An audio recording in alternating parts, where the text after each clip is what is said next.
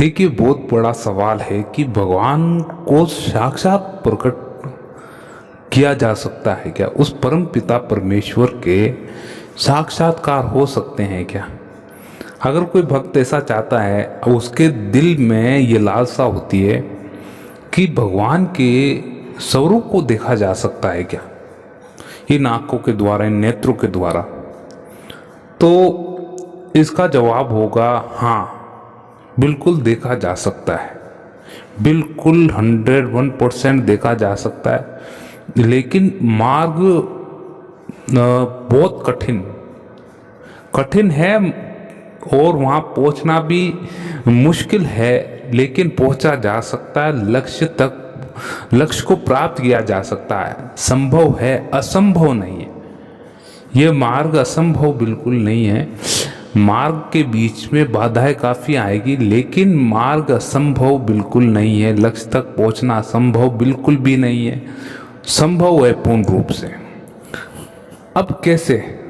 सबसे बड़ा सवाल उठता है कि सबके भीतर सवाल रहता है कि परमात्मा का साक्षात्कार किया जाए।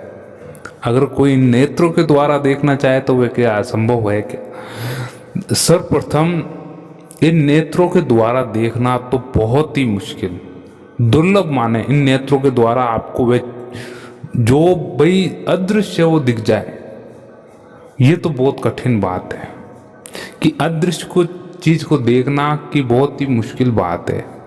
वो कैसे संभव है? देखिए, इन नेत्रों के द्वारा मानव ने इतने पाप देखे हैं, इतनी गलत क्रियाएं देखी है, तो इन नेत्रों से संभव हो नहीं सकता। तो फिर कैसे? वे उस ही परमपिता परमेश्वर की कृपा प्राप्त होगी। वे खुद शक्ति प्रदान करेंगे, खुद कृपा प्राप्त करेंगे, कृपा आप पर बरसाएंगे, तब ही ये संभव हो सकता है। लेकिन है 101% सत्य।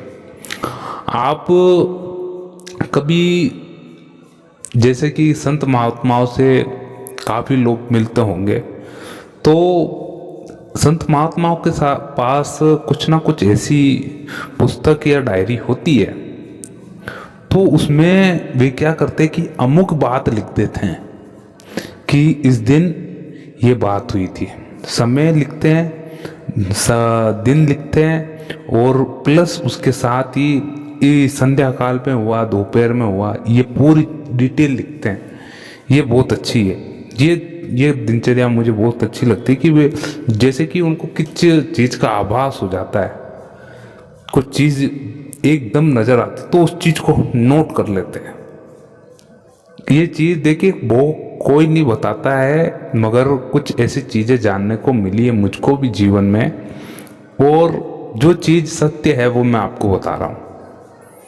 तो है ये 101% सत्य है। इसका सबसे बड़ा उदाहरण है कि नरसिंह मेहता, जिसके ऊपर बहुत ही अच्छी फिल्म भी बनी हुई है, जैसे कि नानी बायरो मायरो, जिसमें नरसिंह मेहता जी का बहुत ही गजब का इस संसार में भी रोल है, उस परमात्मा के परलोक में भी बहुत ही गजब का रोल रहा है। नरसिंह मेहता की जो भक्ति आपने अगर देखी जाए तो वे राग प्रेमी थे, यानी उनके कंठों में सरस्वती विराजमान थी। उनके कंठों में माँ सरस्वती विराजमान थी। वे जब भी गाते थे तो प्रभु प्रसन्न होते थे। बारिश होती थी, यानी वर्षा होने लग जाती थी। इस प्रकार से वे राग गाते थे और प्रभु को प्रसन्न करने के लिए बहुत ही प्रयत्न करते थे। उनके जीवन में भी काफ़ी दुख आया था, काफ़ी कुछ सहन करना पड़ा था, लेकिन 101% उनके काल में उन्होंने वे साबित करके बताया कि इस जीवन में कुछ ऐसी चीज़ नहीं है जो असंभव है। अदृश्य चीज़ों को भी देखा जा सकता है, उस परम पिता परमेश्वर को भी इस धरती पर बुलाया जा सकता है अपनी भक्ति के बल पर। अब सबसे बड़ी बात है कि प्रत्येक भक्त गाकर उस प्रभु को बुला पाए, इतना तो संभव नहीं है। तो दूसरा मार्ग बताए। दूसरा मार्ग क्या? देखिए, दूसरा मार्ग जो सबसे सरल मार्ग है, जैसे कि बेटे माँ का जो प्यार होता है बेटे के प्रति, वह होता है करुण भाव का। भले बेटा कितनी गलती करता हो, मगर माँ थोड़ी डांट फटकार लगाती है। और एक बार क्या होता है, ज़्यादा अगर बच्चा भी रोने लग जाए तो करुण भाव उनके भीतर भी एकदम दया उमड़ पड़ती है और भीतर ही भीतर पे रोने लग जाती है और उस बच्चे को सीने से चिपका लेती है एक तरह से। यानी ये जो करुणा का भाव है भक्त के भीतर भी रहता, प्रत्येक व्यक्ति के भीतर ये रहता है। जब कोई साधक, जब कोई भक्त प्रभु की चाह में इतना डूब जाता है और जब वे संध्या काल में, प्रातः काल में जब भी अगरबत्ती करता है, धूपबत्ती करता है, प्रार्थना करता है, वंदना करता है प्रभु के सामने, तब क्या होता है कि काफ़ी बार उसके भीतर ही भीतर वह करुणा का भाव एकदम प्रकट होता है। और जैसे ही वह प्रकट होता है तो वह करुणा भाव अपनी आंखों से छलक पड़ता है, यानी आंखों से उनके आंसू आने लग जाते भक्त के। ये चीज़ बहुत अमुख्य है, बहुत ही अमुख्य है। इस चीज़ का ध्यान रखें आप। जब भी प्रभु को बुलाएं आप तो केवल उसी की चाह के लिए बुलाएं आप, केवल और केवल प्रभु मैं तो आपसे बिछड़ा बैठा हूँ, केवल पता नहीं किस बुद्धि को लेकर, अबोध बुद्धि को लेकर मैं आया हूँ, कुछ भी ध्यान नहीं रहता है। अब आपको पाना है मगर मार्ग नहीं मिल रहा है, क्या करूँ, किस प्रकार से। तो इस प्रकार से वो भक्त रोने लग जाता, उनके सामने गिड़गिड़ाने लगता है कि कैसे कैसे भी हो आपका दर्शन हो जाए, आप मिल जाए, बस मेरा ये जीवन सार्थक हो जाए किसी प्रकार से। इस प्रकार से प्रभु के सामने निवेदन करना, प्रार्थनाएं करना, प्रार्थनाएं करते करते, वंदनाएं करते करते आंखों से आंसू मड़ा निकल जाना, ये बहुत ही सरल मार्ग है और बहुत ही दुर्लभ मार्ग भी है। काफ़ी भक्त ऐसा करते नहीं है। अभी जो प्रक्रियाएं चलती है क्या है कि सर्वप्रथम ये कि देखिए, मंदिर को साफ सफाई रखना बहुत अच्छी बात होती है, आपके घर में पूजा गृह में साफ सफाई रखें, लेकिन जब पूजा होती है, अर्चना करते हैं आप, किसी भी प्रकार से कोई भी मार्ग ध्यान करते हैं, पूजा नहीं करते हैं, मूर्ति पूजा नहीं करते, ध्यान भी करते हैं, तो कुछ ना कुछ एक भीतर ऐसी एक स्थल है, हृदय स्थल, जब वे करुणा से भर उठता है तब वो स्वयं परमात्मा प्रकट होने की शक्ति रखते हुए स्वयं आते हैं।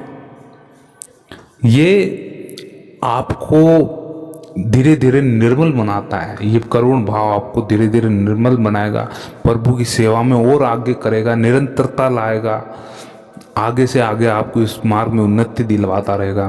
प्लस आपके जीवन में सबसे बड़ा उद्देश्य होना चाहिए प्रभु प्राप्ति, सबसे बड़ा उद्देश्य, लास्ट अंतिम उद्देश्य यही हो।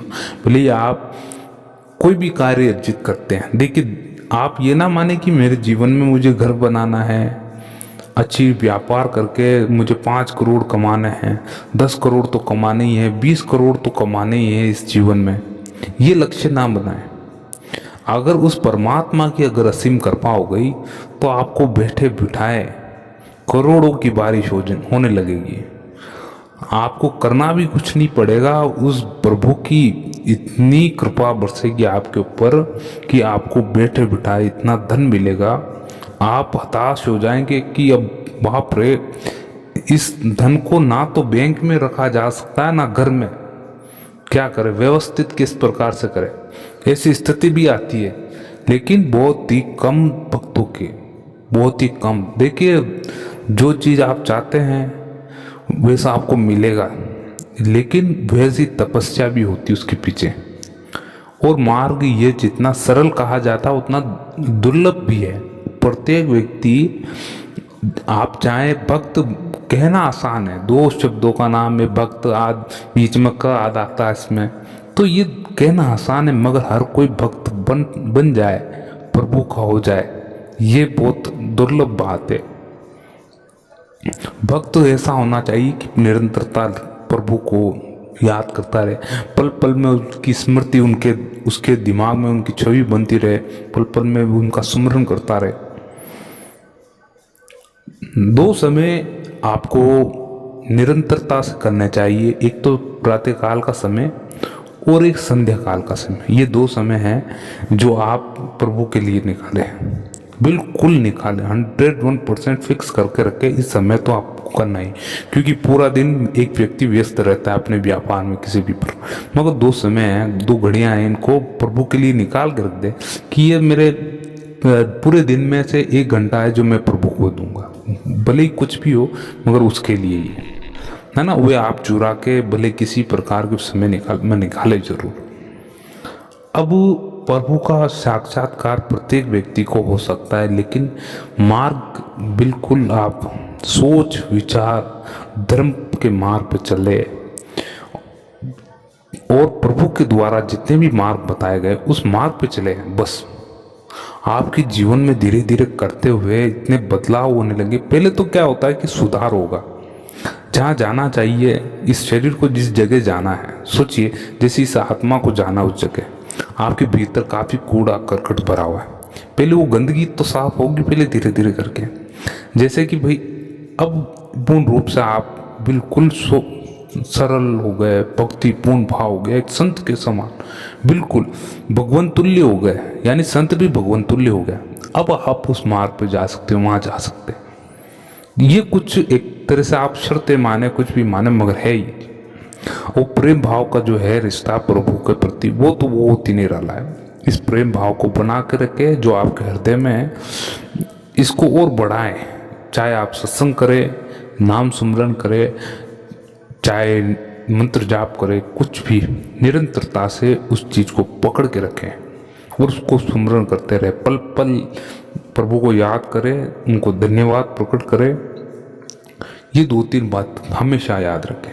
धीरे धीरे करते हुए जैसे भी आपकी उम्र बढ़ेगी, परिपक्वता आएगी, इस मार्ग में भी परिपक्वता आना शुरू होने लगता है कि बुद्धि का भी स्थायी रूप प्रकट होने लगता है। फिर अभी तो क्या बुद्धि अस्थायी है, किसी एक मार्ग पर टिकती नहीं है। जैसे ही आप कोई एक कार्य को बार बार करने लगेंगे, उम्र जैसी आपकी बढ़ती रहेगी, उस उम्र में भी स्थायीपन आने लगेगा, यानी आपके कार्यों में स्थायीपन आने लगेगा। आप निरंतरता से उस काम को करेंगे, परिपक्व हो जाएंगे पूर्ण रूप से। फिर आपको कोई डामाडोल नहीं कर सकता उस मार्ग से, कि अगर कोई झूठ भी बोलेगा या ये आप क्या कर रहे हैं, ये तो बिल्कुल दिखावा कर रहे हैं, नहीं, ये है सत्य मार्ग है, तो इसी मार्ग पे चलना है और कुछ नहीं। देखिए आज के लिए बस इतना ही। और अगर आप प्रभु से कुछ भी विनती करें तो 101% में मिलता है। ये आप स्वयं विचार करें आपके अंतर स्थल में और इस पर कार्य करें। सबसे बड़ा है कि स्वयं पर कार्य करके इसको साक्षात रूप में प्रकट करने की कोशिश करें। प्रभु आपको बहुत जल्द दर्शन देंगे।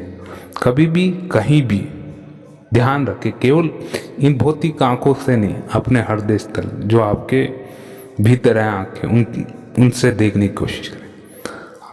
जब तक के लिए जय श्री राम। ओम नमो भगवते वासुदेवाय।